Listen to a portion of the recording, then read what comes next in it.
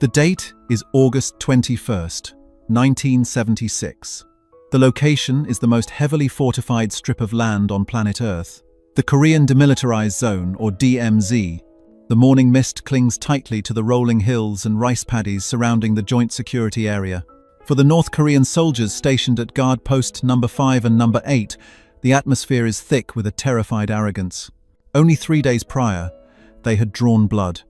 They had asserted dominance over the imperialist enemy. They believe they have pushed the United States into a corner, forcing a humiliating diplomatic retreat. The mood in the barracks of the Korean People's Army, the KPA, is one of triumphant expectation. They expect silence from the South. They expect hesitation. But at exactly 0700 hours, the silence of the DMZ is shattered not by a whimper, but by a roar that vibrates in the chest cavities of every soldier on the northern line. From the perspective of a KPA lieutenant peering through his binoculars across the bridge of no return, the sight is medically inducing panic. The logic of the situation dissolves instantly. He is not looking at a standard patrol. He is not looking at a diplomatic envoy. He is looking at an invasion force that seems to have materialized out of thin air. The ground shakes as a convoy of 23 American and South Korean vehicles roars toward the demarcation line. But these are not just transport trucks. The convoy is led by combat engineers, flanked by 2 platoons of heavily armed infantry. But that is just the tip of the spear. The lieutenant grabs his radio, his voice cracking as he relays the impossible visuals to his superiors in Pyongyang. Above the tree line, the sky has turned black with rotors. 7 Bell AH-1 Cobra attack helicopters hover aggressively just south of the line, their nose-mounted cannons tracking the movement of every North Korean soldier in the vicinity. Behind them, 12 more utility helicopters carrying a reserve force of American infantry bank sharply, waiting for the signal to drop troops directly into the hot zone. But the report gets worse for the North Korean command. This is not a border skirmish. This is a theater-wide mobilization. Radar operators deep inside North Korean territory are picking up signals that defy explanation. Their screens are lighting up with contacts that suggest the start of World War III. To the south, American F-4 Phantom II aircraft are screaming through the air, fully loaded with air-to-air missiles and napalm canisters. Further out, visible on long-range scanners, American F-111 Aardvark bombers are circling. And high above them all, casting a terrifying electronic shadow over the entire peninsula, are 3 nuclear-capable B-52 Stratofortress strategic bombers escorted by F-4 fighters. The KPA leadership is paralyzed. The intelligence reports flooding into Pyongyang are contradictory and terrifying. Why has the United States mobilized a force capable of leveling a small nation? Why have they raised the readiness level of every single military unit in South Korea to DEFCON 3? The North Korean generals are scrambling. They order their own troops to battle stations.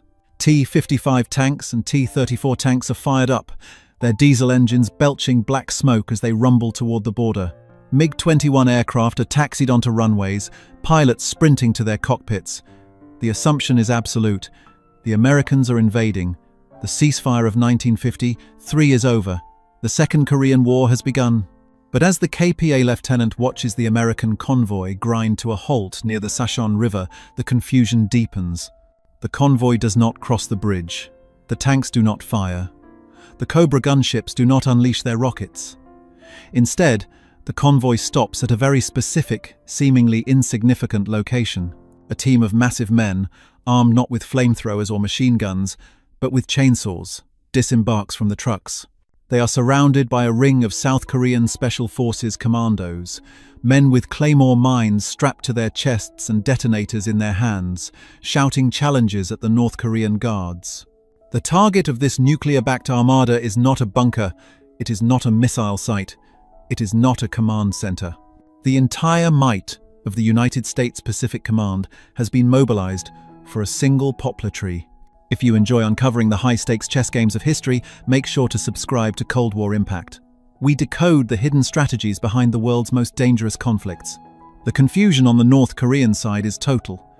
From the tactical command post in the north, the scene looks like insanity. Why risk nuclear war for timber? Is this a feint? Is the tree a distraction for a seaborne invasion happening on the coast? The North Korean intelligence apparatus frantically tries to connect the dots. They look back at the event of August 18th, the incident that triggered this madness. They know they killed 2 American officers. They know they brutalized the United Nations Command Patrol. But in the rigid, ideological framework of the North, the American response is disproportionate to the point of absurdity. They expected a diplomatic protest, maybe a minor sanctions increase. They did not expect an aircraft carrier battle group to change course. Reports are now coming in from the coast. The USS Midway, a 64,000-ton aircraft carrier, along with its entire strike group cruisers, destroyers and frigates, is steaming at full speed into the waters off the Korean coast. Its flight deck is packed with dozens of strike aircraft, ready to launch at a moment's notice. The KPA soldiers at the bridge are outnumbered and outgunned. They watch as the American engineers approach the poplar tree. The sound of chainsaws revving up mixes with the thumping of the Cobra blades overhead. The North Korean guards have their hands on their AK-47 rifles, but they are frozen. They have strict orders: do not fire unless fired upon. But the sheer psychological pressure is immense. One accidental trigger pull, one misunderstood gesture, and the B-52 bombers circling above will turn the DMZ into a crater. The North Koreans are investigating the intent. They are trying to find the trap. They assume the Americans want them to shoot. They assume this is a provocation designed to give Washington the excuse they need to wipe the North off the map. The KPA commander on the ground screams into his handset, demanding orders. Do we engage? Do we stop them? The response from Pyongyang is silence. They are stunned. They are analyzing the threat matrix and finding zero logical outcomes. The Americans have brought enough firepower to start a global conflict, yet they are focused entirely on pruning vegetation. This creates a terrifying vacuum of uncertainty. The North Koreans are trapped in a reactive state. They watch the Americans work with a professional, terrifying efficiency. There is no shouting from the American side, only the roar of engines and the bite of steel into wood. But what the North Koreans do not yet understand is that this is not about the wood. They are witnessing the implementation of a psychological warfare masterclass. They are staring down the barrel of a strategy designed to shatter their confidence without firing a single bullet. They are looking for a military objective, but they are missing the symbolic one. As the first branch of the poplar tree falls, the tension snaps. The North Korean leaders are not just confused, they are realizing that they have severely miscalculated the resolve of their enemy. But they still don't know the full scope of the plan. They don't know that the men holding the chainsaws are not just engineers. They don't know that hidden in the grass, target designators are already painting their guard posts for laser-guided munitions. The mystery for the North remains: how far will the Americans go? And what happens if the tree refuses to fall? To understand the sheer magnitude of the confusion paralyzing the North Korean command on August 21st, we must rewind the clock 72 hours. August 18th, 1976. The incident at the tree has just occurred. 2 American officers, Captain Arthur Boniface and First Lieutenant Mark Barrett, lie dead, brutally hacked down by North Korean guards using the Americans' own axes. In the immediate aftermath, the Korean People's Army enters a state of high celebration. Their propaganda loudspeakers along the DMZ blare victory marches. To them, this was a successful skirmish. They had baited the Americans, killed their officers, and the Americans had retreated. In the rigid hierarchy of the North, this proved that the United States was a paper tiger unwilling to fight, terrified of renewed conflict. The North Korean leadership expects a standard diplomatic rebuke. They expect a strongly worded letter at the next meeting of the Military Armistice Commission. They expect the United Nations Command to lodge a formal protest, which the North will promptly ignore. But then, something unsettling happens. The Americans go silent. For 3 agonizing days, there is no retaliation, no artillery fire, no border skirmishes, just an eerie, heavy radio silence. Inside the intelligence bureaus of Pyongyang, this silence breeds paranoia. They begin to monitor the encrypted channels of the US 8th Army. They expect to hear panic. Instead, they hear coordinates. They hear logistics. They hear the hum of a machine waking up. The North Koreans do not know it yet, but in Washington, D.C., a different kind of war is being drafted. Secretary of State Henry Kissinger is not writing a letter of protest. He is sitting across from President Gerald Ford, and his words are chillingly precise. He argues that the North Koreans must see a visible display of American power so overwhelming that it shatters their perception of reality. The response must not be proportional. It must be exponential. The plan is given a code name that sounds deceptively whimsical: Operation Paul Bunyan. Back on the Korean peninsula, the North Korean radar operators begin to notice anomalies that don't make sense. It starts with the naval movements. Intelligence reports reach Pyongyang that the aircraft carrier USS Midway is not just on patrol, it is burning its engines to the limit, steaming from its station in Japan toward the Korea Strait. But it is not coming alone. It is bringing a flotilla of escorts. Simultaneously, the KPA air defense network detects a massive surge in air traffic originating from bases in the United States. They track flight paths that are impossibly long. F-111 Aardvark swing-wing bombers are launching from Mountain Home Air Force Base in Idaho. They are crossing the Pacific Ocean in a non-stop flight, refueling mid-air, destined for South Korea. Why bring medium-range bombers from the other side of the planet for a border incident? The North Korean analysts are baffled. The cost of fuel alone for such a maneuver is astronomical. The logistical strain of moving an entire squadron of F-4 Phantom II fighters from Okinawa to the Kunsan Air Base in just hours is unprecedented. Then comes the most terrifying signal of all. For the first time since the Cuban Missile Crisis, the United States military raises its readiness level to DEFCON 3. This is the signal that nuclear war is no longer a theory, but a distinct possibility. The North Koreans intercept this change in status. The panic in Pyongyang shifts from tactical to existential. DEFCON 3 means the strategic nuclear forces are being prepped. It means the silos in North Dakota are active. It means the submarine fleet is moving to launch depths. The North Korean leader, Kim Il-sung, who had been basking in the victory of the Axe murders, is suddenly faced with a nightmare scenario. He puts his entire military, the worker peasant Red Guards, the regular army, the Air Force on full war footing. But the mystery deepens because the Americans are not striking. They are waiting. August 20th. The night before the operation, the tension at the DMZ is palpable. The North Korean soldiers in the guard posts can hear the movement of heavy machinery on the southern side, hidden by the darkness. They hear the clanking of treads, the whining of turbines. They assume an invasion force is massing to cross the line and take Kaesong. They prepare anti-tank barriers. They lay extra mines. They zero their artillery on the likely invasion routes. But the American strategy is far more complex than a simple invasion. General Richard Stilwell, the commander of the US forces in Korea, has devised a plan that is theatrical in its brilliance. He does not want to start a war. He wants to prove that he can finish one. The mystery for the North Koreans lies in the composition of the force they are hearing. It sounds like a division, but the acoustic signature is wrong. It is too concentrated. What they are hearing is Task Force Viera. It is a ground force, specifically designed to protect a team of engineers.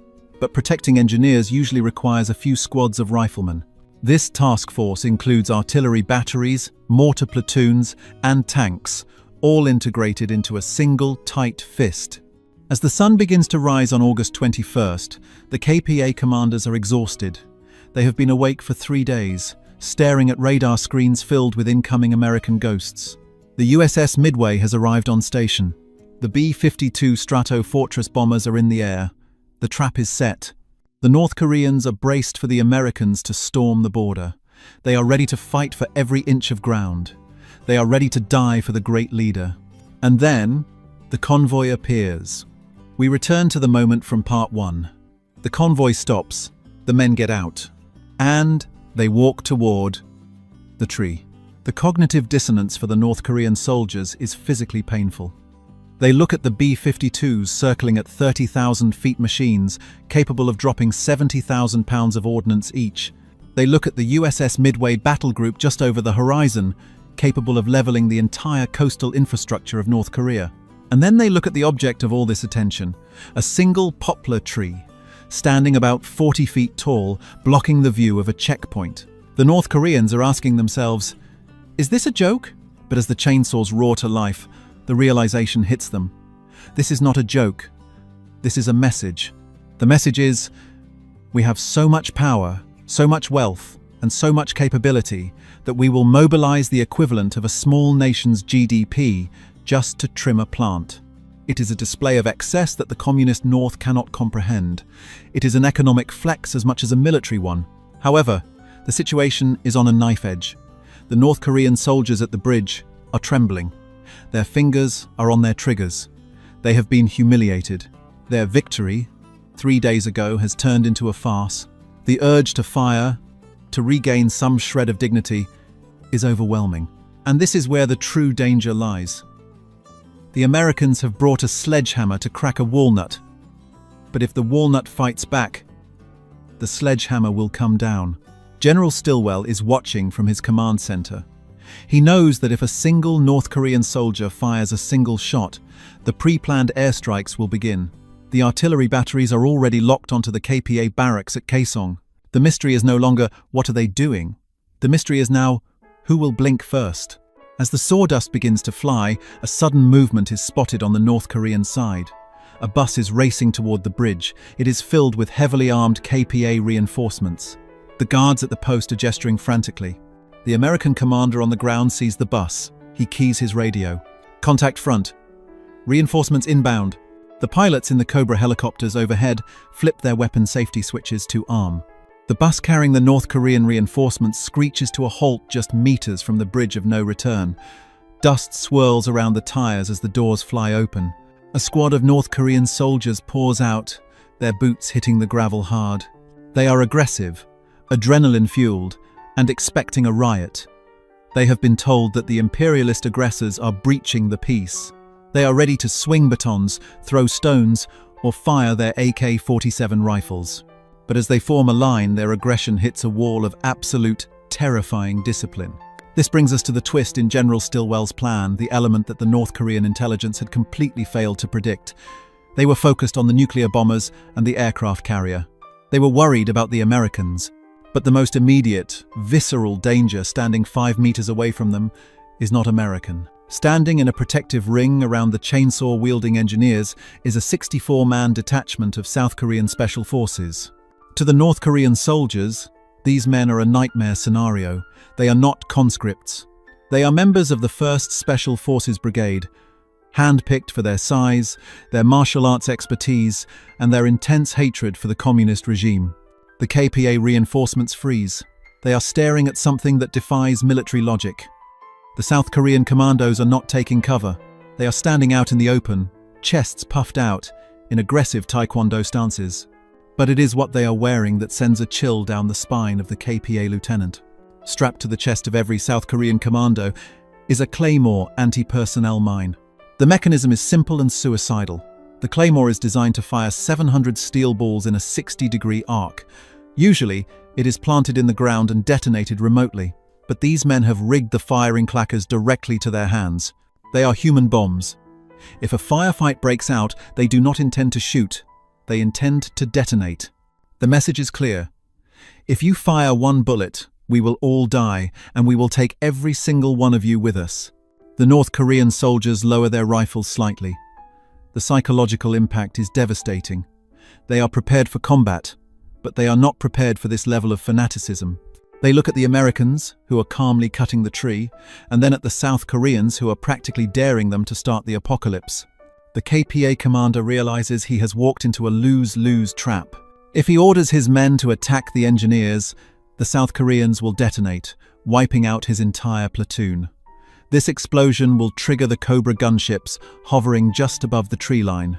The Cobras will unleash rocket fire, which will trigger the North Korean artillery, which will trigger the American B-52 bombers.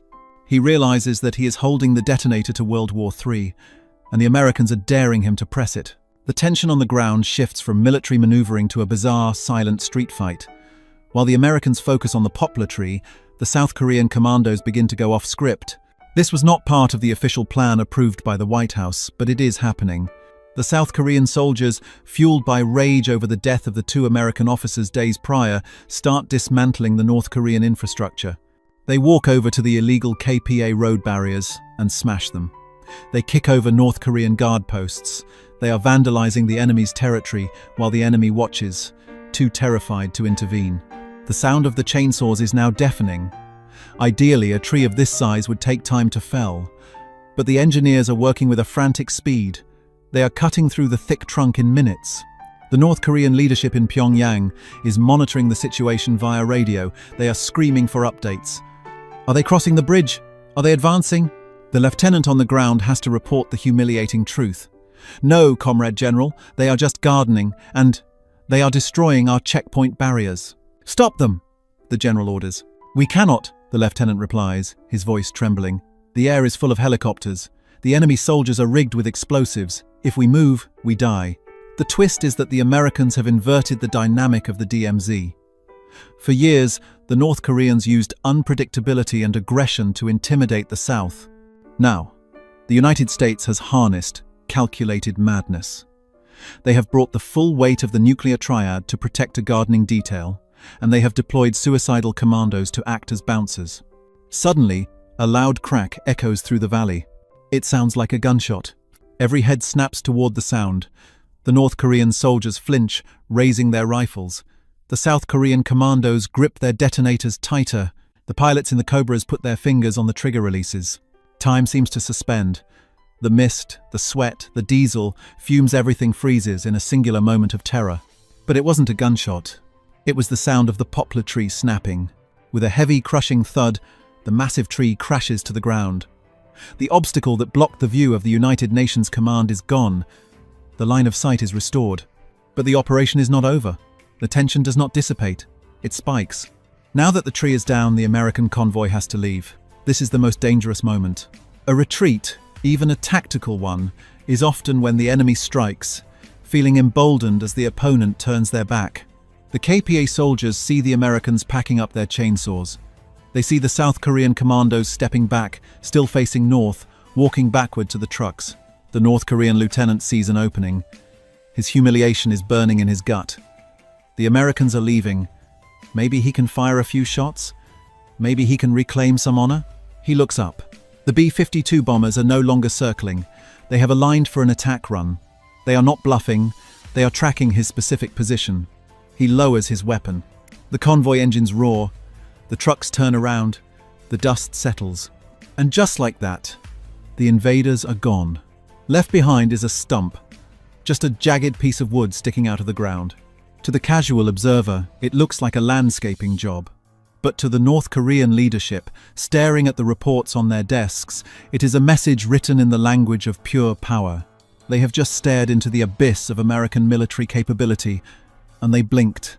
However, the story does not end with the tree falling. The aftermath reveals the true depth of the shock that Washington intended. The KPA thought this was just a show of force. They didn't realize that this operation had fundamentally altered the strategic balance of the Cold War in Asia. The North Korean leaders are now left with a terrifying question. The Americans sent an armada for a tree. What will they send if we actually cross the line? But there is one final piece of the puzzle, a secret detail about the operation that the North Koreans wouldn't discover until much later. A detail that reveals just how close the world actually came to nuclear annihilation that morning. The shock isn't just that they cut the tree. It's what the Americans were carrying in the back of one of those trucks, something that was never meant to be used, but was ready just in case. The dust settles on the road leading back to the Freedom Bridge. The roar of the convoy engines fades into a low hum, then silence. The birds, frightened away by the rotors of the Cobra helicopters, slowly begin to return to the demilitarized zone.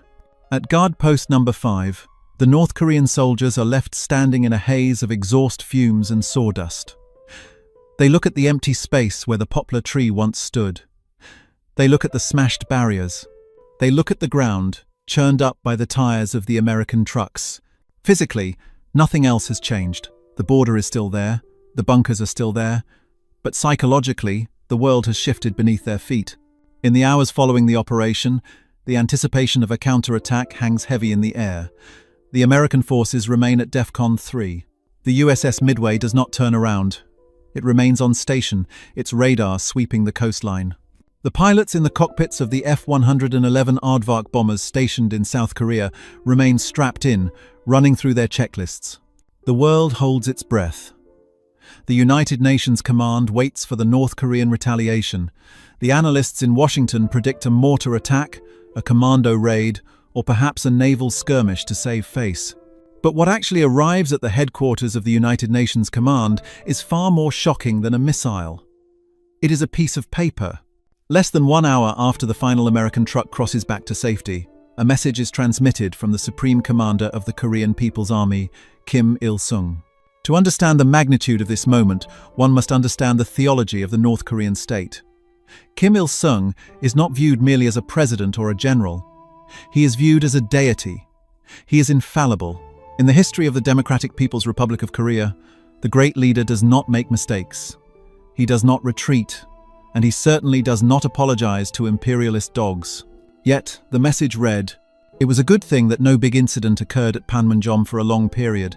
However, it is regretful that an incident occurred in the joint security area, Panmunjom, this time. An effort must be made so that such incidents may not recur in the future. It is short. It is stilted. But in the lexicon of diplomatic warfare, it is a capitulation of earth-shattering proportions. The word regretful is the smoking gun. For the first time since the armistice of 1953, the North Korean regime has blinked. They have publicly acknowledged fault. This is the true shock of Operation Paul Bunyan. It wasn't the felling of the tree, it was the psychological breaking of a dictator. The show of force was so overwhelming, so disproportionate, and so undeniably lethal that it pierced the bubble of North Korean propaganda. Kim Il-sung looked at the radar screens, saw the armada arrayed against him, and realized that the Americans were not playing by the rules of a border skirmish. They were playing by the rules of total annihilation. The North Korean leadership realized that the United States had adopted a version of the madman theory. By reacting to a localized murder with a nuclear-scale mobilization, the US convinced Pyongyang that Washington was volatile enough to burn the entire peninsula over a piece of wood. The rational calculation for the North changed instantly. The cost of maintaining their strongman image was no longer just sanctions or diplomatic isolation, the cost was extinction. But the story has one final layer, the secret payload hinted at earlier, the detail that kept the American commanders awake at night. While the secret in the trucks was the specific integration of nuclear-capable artillery teams, the terrifying reality was how close the pre-delegated authority had come to being used. Declassified assessments years later revealed the specific targeting data programmed into the American artillery batteries that morning. They weren't just aiming at the KPA guard posts. The heavy 155mm howitzers and the tactical missile batteries were locked onto the industrial city of Kaesong and the KPA First Corps headquarters. Had the North Koreans fired a single rocket-propelled grenade at the tree-cutting team, the response would not have been a phone call to the White House. The retaliation was pre-authorized. The artillery barrage would have commenced instantly. Thousands of high-explosive shells would have leveled the KPA frontline infrastructure within minutes. This means that for approximately 45 minutes on that August morning, the fate of millions of people rested on the trigger finger of a terrified 19-year-old North Korean conscript. If one soldier had panicked, if one rifle had discharged accidentally, the Second Korean War would have begun with a barrage of intensity not seen since the Battle of the Somme, escalating rapidly to tactical nuclear usage. The aftermath of the operation left a bizarre physical monument. The Americans did not remove the entire tree. They left a stump, standing about 6 meters high. It was left there deliberately. For the next decade, every North Korean soldier looking across the line had to stare at that stump. It became a silent, wooden monument to their leader's humiliation. It was a constant reminder that the US could walk into their front yard, cut down their property, and walk away, and there was nothing they could do about it. The strategic fallout was immense. The North Koreans reorganized their entire border security protocol. They split the joint security area physically, creating the concrete dividing line that exists today to prevent their soldiers from ever getting close enough to Americans to start an accidental war again. The sheer terror of the American response forced the North to build a wall of separation, literally and metaphorically. Economically, the operation is often cited as the most expensive gardening project in human history. When you factor in the fuel for the carrier battle group, the flight hours for the B-52 and F-111 bombers, the logistical cost of mobilizing 12,000 troops, and the operational overhead of the satellite network, the cost to cut down that one poplar tree ran into the millions of dollars. Adjusted for inflation, tens of millions. But military historians argue it was a bargain. The show of force achieved what diplomacy could not. It re-established deterrence without the loss of a single additional life. It proved that in the high-stakes poker game of the Cold War, the willingness to flip the table was sometimes more powerful than the cards you held. The tree stump eventually rotted and was replaced by a stone monument, but the lesson remains. Captain Arthur Boniface and First Lieutenant Mark Barrett were killed over a dispute regarding a line of sight. In response, their country brought the sun-blocking shadow of a nuclear armada to ensure that line of sight was cleared. Today, the DMZ remains the most militarized border in the world. But if you visit the Joint Security Area, and you look past the blue conference buildings, you can feel the ghost of that tension. You can imagine the roar of the chainsaws, the thump of the rotors, and the silence of a North Korean army that realized, for one terrifying morning, that they had pushed the giant too far.